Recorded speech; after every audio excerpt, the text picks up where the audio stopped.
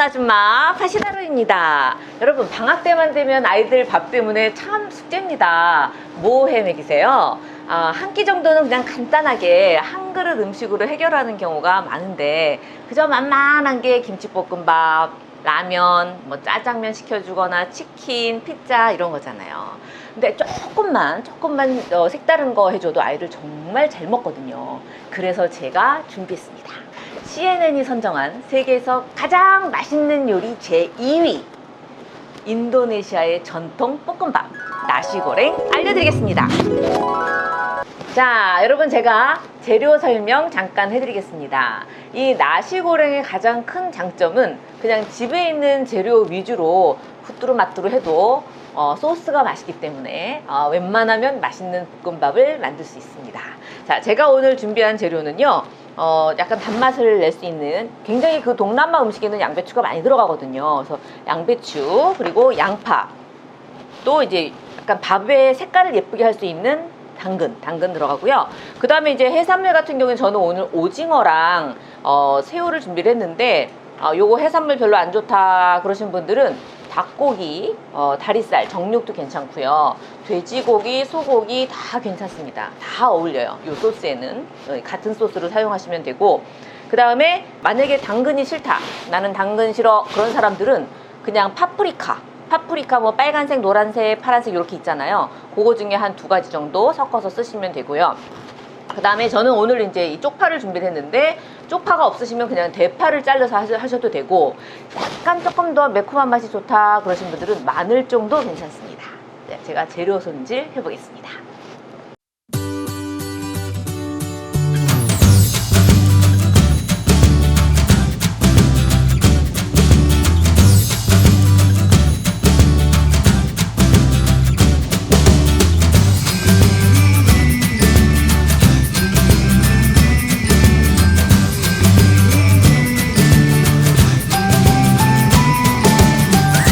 해산물 같은 경우에는 살짝 비린내가 날 수 있기 때문에 전 처리를 해주시는 게 좋아요. 그래서 요거는 생긴 건 조금 징그럽지만 제가 이거 없으면 요리를 못합니다. 바로 생강주.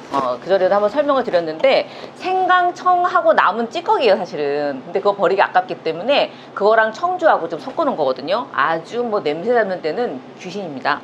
요거를 이렇게 살짝 생강주를 뿌려 주시고요. 그 다음에 여기에다가 살짝만 간을 해주면 돼요. 소금 살짝 간하시고요. 그리고 여기다가 후추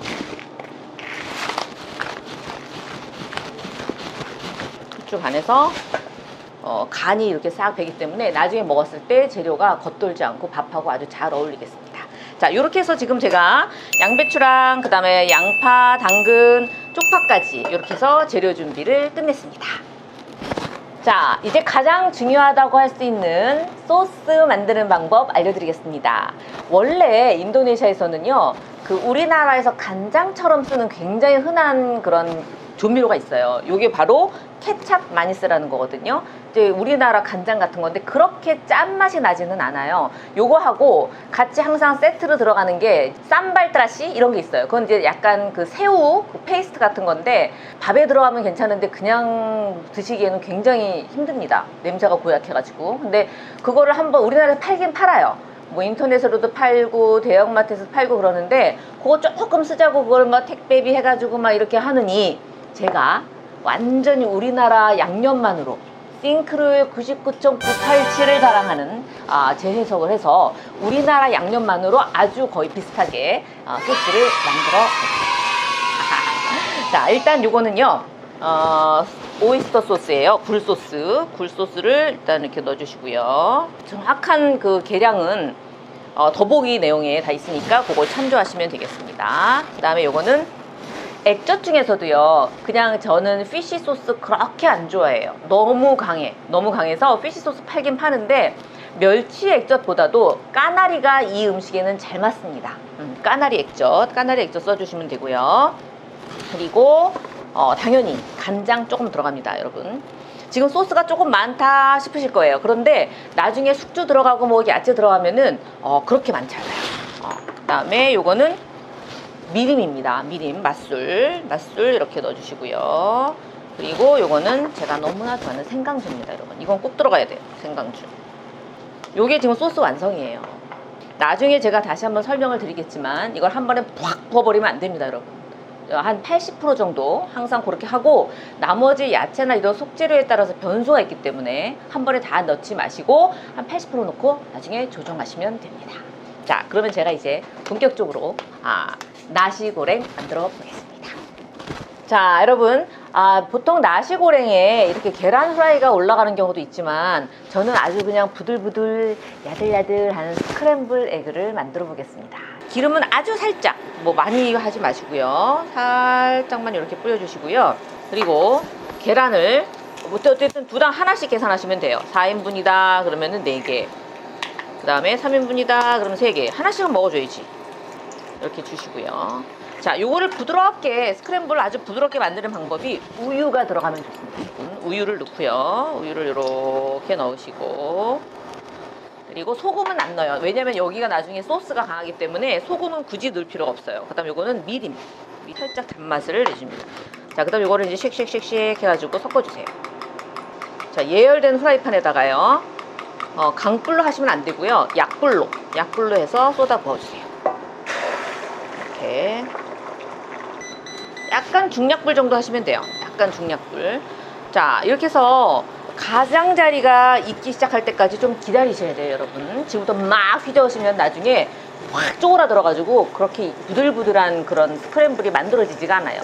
그래서 이렇게 지금 중간에 보면은 겉이 익기 시작했을 때 이렇게 살살 밀면서 겉에서 안쪽으로 이렇게 쭉 밀다 보면은 아주 부들부들 맛있는 스크램블 에그가 됩니다.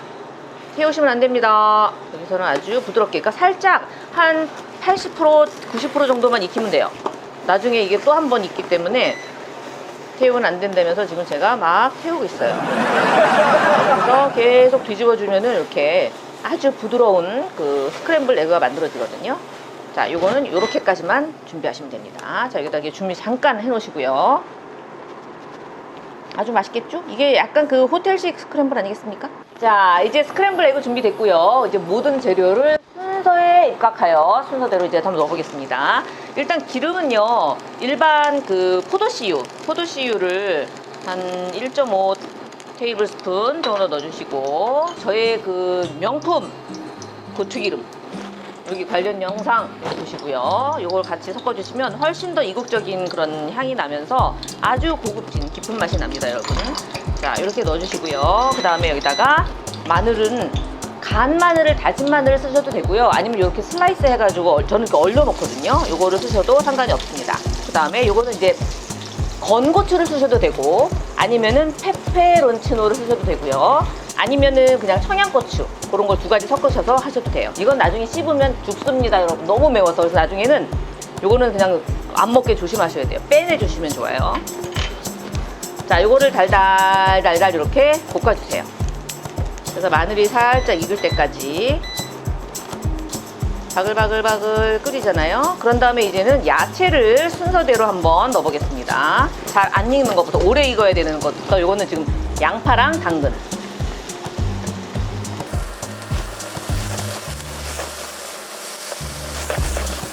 오, 스멜. 아마 나시고랭은 제가 우리나라에서 그냥 제일 잘한다고 보시면 돼요. 제가 현지인한테 배웠고, 그거를 이제 우리나라 양념으로 이렇게 딱 다시 레시피를 조정을 했기 때문에 그냥 1인자. 자, 양파가 어느 정도 익었으면요, 그 다음에는 양배추. 굉장히 매운 향이 나요. 페퍼론치노 때문에, 마늘하고.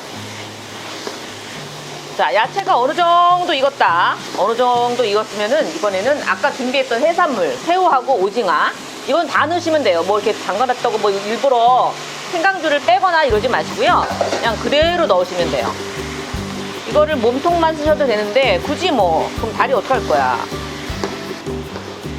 벌써 동남아의 향이 아주 물씬 냄새가 나고 있습니다, 여러분. 자, 여기서 보시면 이제 해산물이 약간 이렇게 핑크빛이 돌면서 익기 시작해요. 해산물이 익을 때까지는 계속 볶아주셔야 돼요. 이게 덜 익은 상태에서 밥이 들어가면 안 되기 때문에. 새우도 저는 사실 칵테일 새우 별로 안 써요. 칵테일 새우는 그렇게 맛이 없거든요. 저는 이제 화이트 레그 흰다리 새우, 이게 제일 맛있어요. 끝까지 탱글탱글. 자, 보시면 이렇게 지금 새우가 거의 이제 핑크빛으로 바뀌었어요. 이건 익었다는 뜻이잖아요. 자, 요럴 때 밥은 원래 안남미를 많이 써요. 날아가는 쌀.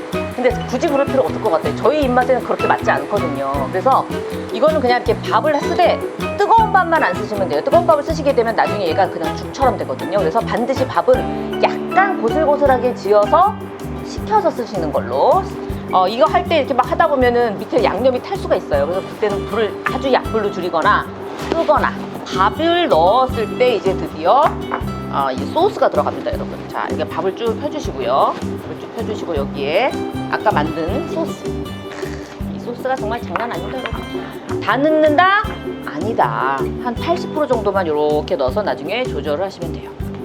다시 또 볶아주세요.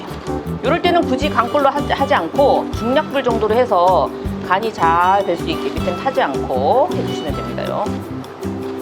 밥이 약간 고실해야 맛있어요. 이거는 죽처럼 안 되게. 자, 그래서 밥에 양념이 잘 간이 됐다.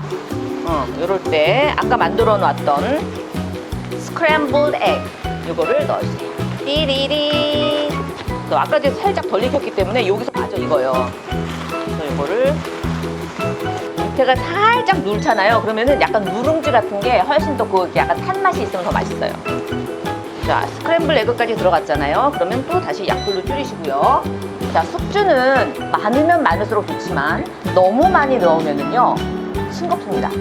싱겁기 때문에 나중에 이제 소스를 조금 더 넣으셔서 조절을 할 수가 있어요. 그래서 요거 들어갈 때는 거의 이제 불이 약한 불에서 들어가 주시면 되고, 얘 때문에 마지막에 굉장히 식감이 아삭아삭합니다. 그 다음에 이제 여긴 또 뭐니 해도 쪽파입니다, 여러분. 쪽파가 일반 파하고는 정말 맛이 달라요. 파향이 확 나게 마지막에 이거를, 저는 이제 좀 파를 많이 넣는 편이에요. 그래서 또 나중에는 이거를 볶아주세요. 잘 뒤집으면서 숨만 죽게. 숙주는 그냥 생으로도 먹는 채소이기 때문에요. 굳이 이거를 오래 해서 볶을 필요는 없고 그냥 숨만 살짝 죽게끔 이렇게 뒤적뒤적 하면서 숨을 죽여주세요. 이렇게. 이 상태에서 이제 간을 한번 보시는 거예요. 간이 맞나 안 맞나.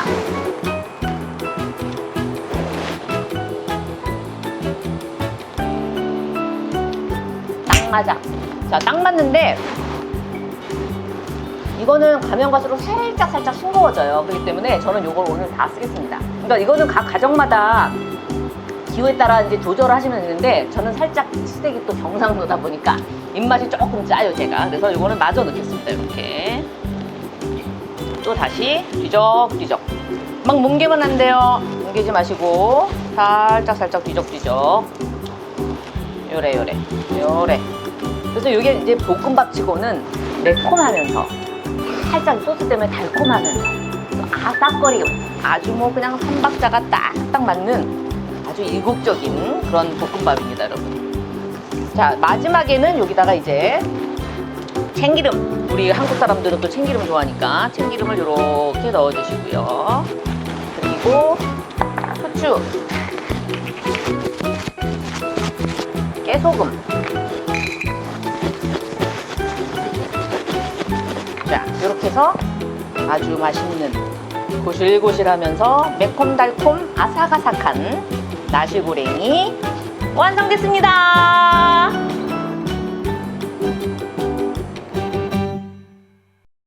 자, 여러분, 나시라고 하면은 이제 인도네시아 말로 밥이란 뜻이고요. 고랭이 이제 볶다, 이래서 이제 사실은 볶음밥입니다. 그냥 볶음밥. 요거를 이제 요렇게 똑같이 하셔가지고 약간 얇은 거 말고 약간 굵은 소면 있잖아요. 그런 거나 아니면 우동, 산후기 우동. 국수는 미거든, 미. 그래서 그걸 넣으면 또 미고랭이 됩니다요. 네, 그래서 요거는 이제 이렇게 해서 미고랭을 만드셔도 되고요. 같은 양념으로 이렇게 해서 이제 나시고랭이 완성됐습니다. 이런 거를 이렇게 해서